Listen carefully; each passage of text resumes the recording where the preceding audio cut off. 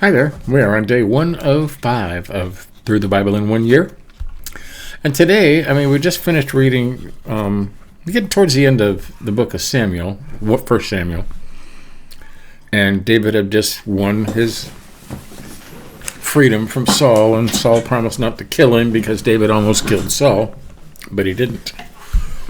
And today they have us reading 5 different Psalms. And they're going to have to stick Psalms in here, all throughout the thing just to get 144 of them, done. So I think for the next couple of days we're going to read different Psalms, and then we'll get back to Samuel. But let's jump over there. And today it's Psalm 7, 27, 31, 34, 52. That's 5, right? Yeah. So, and remember, this is Through the Bible in chronological order. So this is an order in which the stories or events occurred. So David's obviously writing about his times that he has just had with Saul. So, Psalm 7. I am depending on you, O Lord my God, to save me from my persecutors. Don't let them pounce on me as a lion would and maul me and drag me away with no one to rescue me. It would be different. Wait, what am I reading? Okay, we're reading this weird Bible again. I don't know why this thing brings up these really weird Bibles, but we're going to do the NIV. Oh, look, it's easier. Huh? Okay.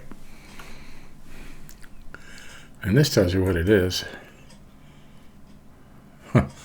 Probably a literary or musical term, a shigayon. Shigayon. Huh? A day which he sang to the Lord concerning Cush, a Benjamite. I remember Cush. Okay, we'll start over. Lord my God, I take refuge in you. Save me and deliver me from all who pursue me, or they will tear me apart like a lion and rip me to pieces with no one to rescue me. Lord my God, if you have done this and there is guilt on my hands, if I have repaid my ally with evil or without cause or have robbed my foe, then let my enemy pursue and overtake me. Let him trample my life to the ground and make me sleep in the dust. Arise, Lord, in your anger. Rise up against the rage of my enemies. Awake, my God, decree justice. Let the assembled peoples gather around you while you sit enthroned over them on high. Let the Lord judge the peoples. Vindicate me, Lord, according to my righteousness, according to my integrity. Can you say that? Vindicate me according to my integrity? O Most High. Bring to an end the violence of the wicked and make the righteous secure. You, the righteous God, who probes minds and hearts.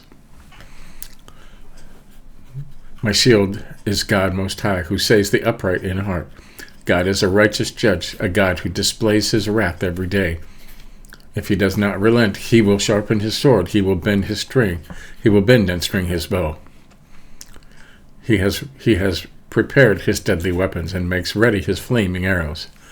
Whoever is pregnant with evil, you like that, conceives trouble and gives birth to disillusionment. Whoever digs a hole and scoops it out falls into the pit they have made. The trouble they cause recoils on them. Their violence comes down on their own heads. I will give thanks to the Lord because of his righteousness. I will sing of the name of the Lord Most High. Sing praises of the name of the Lord Most High. There you go. Cool, huh? Psalm 27. Just as a psalm of David. The Lord is my light and my salvation. Whom shall I fear? I've heard that a lot, huh? The Lord is the stronghold of my life. Of whom shall I be afraid? When the wicked advance against me to devour me, it is my enemies and my foes who will stumble and fall. Though an army besiege me, my heart will not fear. Though war break out against me, even then I will be confident. One thing I ask from the Lord, this only do I seek, that I may dwell in the house of the Lord all the days of my life. Right. To gaze on the beauty of the Lord and to seek him in his temple. For in the day of trouble, he will keep me safe in his dwelling. He will hide me in the shelter of his sacred tent and set me high upon a rock. Then my head will be exalted above the enemies who surround me. At his sacred tent, I will sacrifice with shouts of joy. I will sing and make music to the Lord. Hear my voice when I call, Lord. Be merciful to me and answer me. My heart says to you, seek his face. Your face, Lord, I will seek. Do not hide your face from me. Do not turn your servant away in anger. You have been my helper. Do not reject me or forsake me, God, my Savior. Though my father and mother forsake me, the Lord will receive me. Teach me your way, Lord. Let me lead me in a straight path because of my oppressors. Do not turn me over to the desire of my foes, for false witnesses rise up against me, spouting malicious accusations. I will remain confident of this. I will see the goodness of the Lord in the land of the living. Wait for the Lord. Be strong and take heart, and wait for the Lord. That's Psalm 27. And Psalm 31. For the director of music, a Psalm of David. Like, these are all songs. You know, it'd be interesting to hear the music that went with them. And, you know, if they're in the original Hebrew, they probably have rhymes and cadences to them, too, that make sense. But we've learned from reading Proverbs 31 that everything loses all of that cadence in the translation. So, okay, Psalm 31. In you, Lord, I have taken refuge. Let me never be put to shame. Deliver me in your righteousness. Turn your ear to me. Come quickly to my rescue and be my rock of refuge, a strong fortress to save me. Since you are my rock and my fortress, for the sake of your name, lead and guide me. Keep me from the trap that is set for me, for you are my refuge. Into your hands I commit my spirit. Deliver me, Lord, my faithful God. I hate those who cling to worthless idols. As for me, I trust in the Lord. I will be glad and rejoice in your love, for you saw my affliction and knew the anguish of my soul. You have not given me into the hands of the enemy, but have set my feet in a spacious place. Be merciful to me, Lord, for I am in distress. My eyes grow weak with sorrow, my soul and body with grief. My life is consumed by anguish, and my years by groaning. My strength fails because of my affliction. What is that? Because of my... Hey! Where was I? Yeah, see, I was looking at this note right here, and it just took me somewhere else. How strange, huh? Oh, well, we won't look up that note. My strength fails because of my affliction, and my bones grow weak. Because of my enemies, I am at the utter contempt of my neighbors, and an object of dread to my closest friends.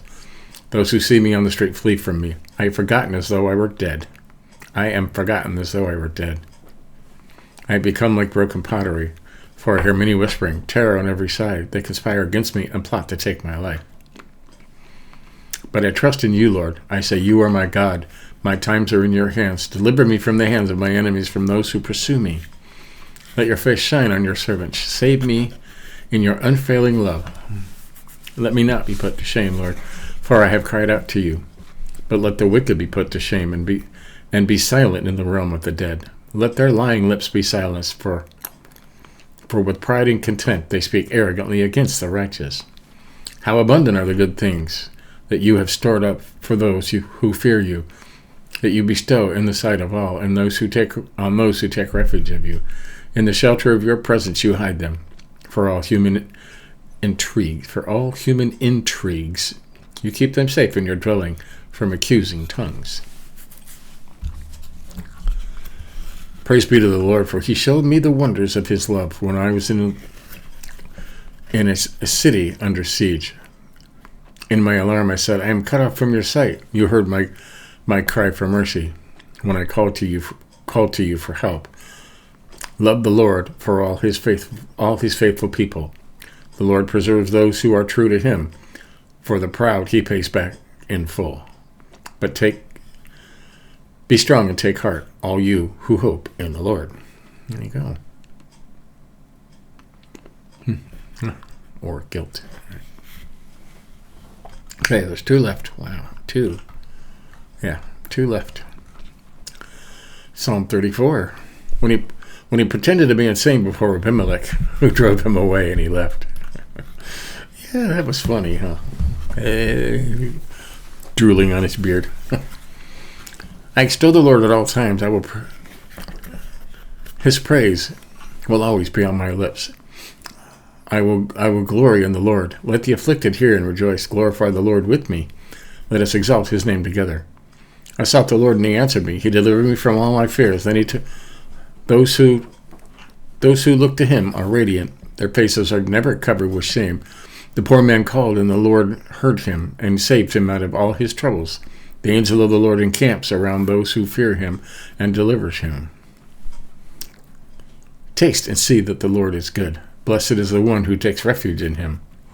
Fear the Lord, you his holy people. For those who fear him lack nothing. The lions may grow weak and hungry, but those who seek the Lord lack no good thing.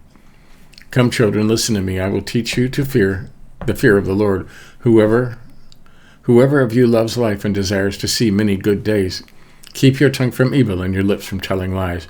Turn from evil and do good. Seek peace and pursue it. The eyes of the Lord are on the righteous, and his ears attentive to their cry. But the face of the Lord is against those who do evil, to blot out their name from the earth. The righteous cry out, and the Lord hears them. He delivers them from all their troubles. The Lord is close to the brokenhearted, who saves those who are crushed in spirit. The righteous person may have many troubles, but the Lord delivers him from them all, and he protects all his bones. Not one of them will be broken. Evil will slay the wicked. The foes of the righteous will be condemned. Evil will slay the wicked. There's a semicolon there. The foes of the righteous will be condemned. The Lord will rescue his servants. No one who takes refuge in him will be condemned. Like that? Okay, and it says right here, this psalm is an acrostic poem, the verses of which begin with successive letters of the Hebrew alphabet. Okay, Proverbs 31 is an acrostic poem, a very, very old acrostic poem. Even when Solomon, even when it was put in there, it wasn't written by Solomon, but it's a very old poem that the king's mother put down, actually. An acrostic means it follows this, A is for apple, B is for berry, C is for, cantaloupe or whatever, and it followed it, but it always loses all of its translation in the, loses all of that in the translation, so it's no longer an acrostic poem. Yeah. Okay, and Psalm 52, this very short one was only 9 verses, so. In the director of music, a mass kill. Why does it do that?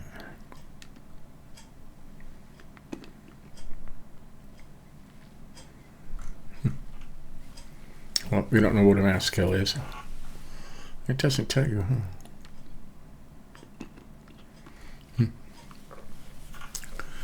When Doeg the Edomite had gone to Saul and told him, David has gone to the house of Ahimelech.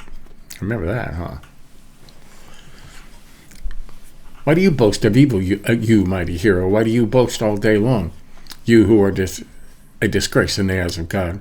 You who practice deceit, your tongue plots destruction. It is like a sharpened razor. You love evil rather than good, falsehood rather than speaking the truth. You love every harmful word. You deceitful tongue. Surely God will bring you down to everlasting ruin. He will snatch you up and pluck you from your tent. He will uproot you from the land of the living. The righteous will see and fear. They will laugh at you, saying, Here now is the man who did not make God his stronghold, but trusted in his great wealth, and grew strong by destroying others. But I am like an olive tree flourishing in the house of God. I trust in God's unfailing love forever and ever. For what you have done, I will always praise you in the presence of your faithful people, and I will hope in your name, for your name is good. So, there you go. That was 5 of the Psalms written about his adventures, running from Saul and stuff. Maybe not written in the heat of the moment, but he probably looked back at some point and wrote, like your autobiography. If, you put your life to music, which is basically what David did. So, there you go. Tomorrow there's 4 or 5 more Psalms to read tomorrow. So, and then I think the day after that we're going to get back into Samuel. And mark this as complete. We'll check out the next day. Tomorrow's, Psalm 56, 120, 140 through 142. Okay. Yep. And those all, the last one, David was in the cave. Huh. Yeah. And he found out Saul was camping in front of him in the cave. Huh. So, yep. So that's tomorrow. We can look ahead to Tuesday, and we're back to Samuel. So on the 16th. Yeah, Tuesday we'll be back to Samuel. For the next, tomorrow we will be reading more of the Psalms. Stories that were written about all the stuff we're reading in Samuel. So that's cool. We will get through the Bible in 1 year and get everything read. Catch up on any you may have missed. You want to say you got the whole thing in a year? Give us a like if you think about it. But until next time, keep reading. Have faith. See you tomorrow.